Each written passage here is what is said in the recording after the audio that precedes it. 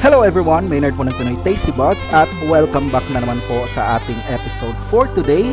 At para sa ating video ngayon ay samahan niyo akong magluto ng napakalambot na asim kilig pork sinigang.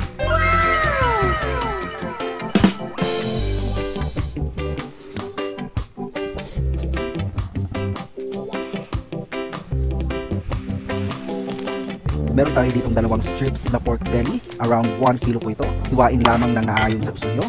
Lalakihan ko yung pagkahiwa dito kasi ito-pressure cook natin ito at pag maliliit yung hiwa ay baka madurog at maging giniling na sinigang. Pagkahiwa ay agad hugasan ng pork at iset aside. Mag-slice na din tayo ng 2 pirasong sibuyas. Magpainit na ngayon ng mantika sa pressure cooker pot at igisa na ang nahiwang sibuyas. Maglagay din ng 1/4 teaspoon ng pamitang powder. Maya-maya pa ay ilagay na din ang ating nahiwang pork. Timplahan ng asin. Lagyan ng kaunting suka at takpan ng 3 minuto. Makaraan ang 3 minuto ay buksan lamang ang takis at lagyan ng katamtamang sili.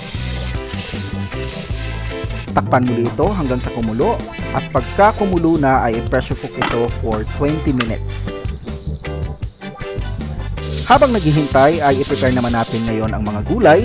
Unang-una na dyan ay ang isang pirasong radish, balatan at slice lang ito. Slice na din ng sitaw. Okra, tanggalin lang yung dulo nito sa may bandang stalk. Gagamitin tayo dito ng 4 na pirasong kamatis. Slice na din. 2 pirasong talong. Pagsasama-samahin ang mga nahiwang gulay, hugasan at iset aside. Matapos ng 20 minuto ay patayin na ang apoy, i-release ang pressure at buksan.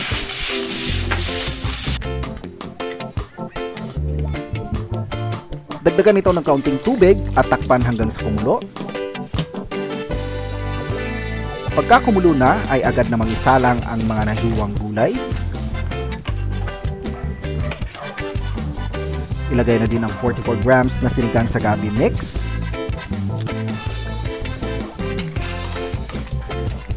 So muntik na natin makalimutan yung kamatis kaya ilalagay na din natin kasama ng natitirang sibuyas. Timplahan ng asin at betsin. Haluin at tikman.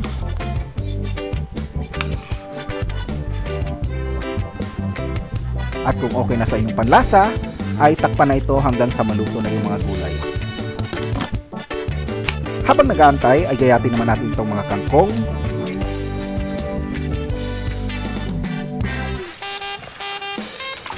At hugasan. Pagkaluto ng mga gulay, ay patayin na ang apoy at agad ilagay ang kangkong. Lutuin ito sa natitirang init. At maya-maya pa ay luto na ang ating asim kilig na pork sinigang. Serve and enjoy! As you can see guys, sobrang lambot ang ating pork at pag kumakain ako ng sinigang ay di talaga mawawala ang ginamos na may sili. Ngayon naman ay samahan nyo akong mag-wiki mukbang